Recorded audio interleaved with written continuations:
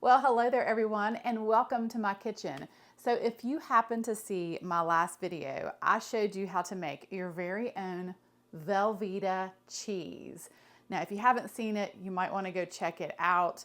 I got the recipe from my friend Karen from In the Kitchen with Karen, and I will leave you the link to her channel in the description box below. You will want to go check her out. She's got some delicious recipes. But this video, I am taking that Velveeta cheese that I made, and I'm going to make a Copycat Chili's restaurant queso.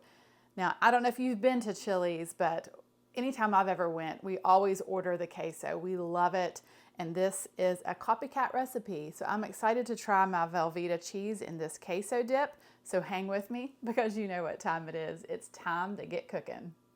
So you could make this in a slow cooker. I'm going to cook it though on top of the stove in my cast iron skillet.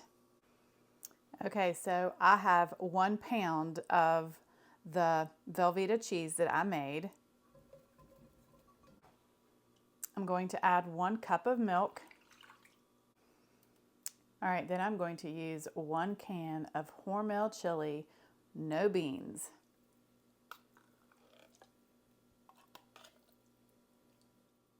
Then I have 1 tablespoon of paprika, 1 tablespoon of cumin, 1.5 tablespoons of chili powder, and I am going to use 1/8 of a teaspoon of cayenne pepper. If you like it a little bit spicier, you can just add as much as you want.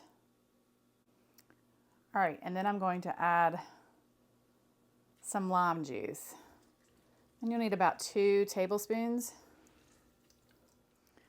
All right. Just gonna stir this around. I'm gonna turn my heat onto a medium-low heat, and I'm just gonna keep stirring until this cheese melts and it's nice and smooth and creamy. Well, as you can see, it is starting to melt, and it's melting nice and smooth.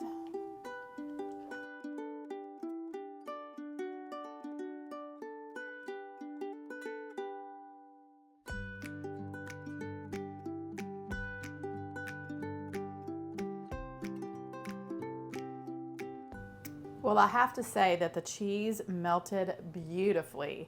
Now, I got this Copycat recipe off of Pinterest, and I just want to tell you, if you like your queso a little thicker, then add less milk, maybe more cheese. You can modify this to your preference, but I have to say that it tastes just like the Chili's restaurant, their queso.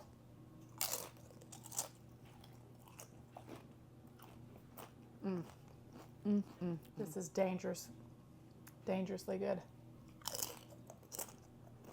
Well, thanks again, Karen, for this great recipe. I hope you all have a wonderful day. God bless. And as always, I will see you soon with more delicious recipes.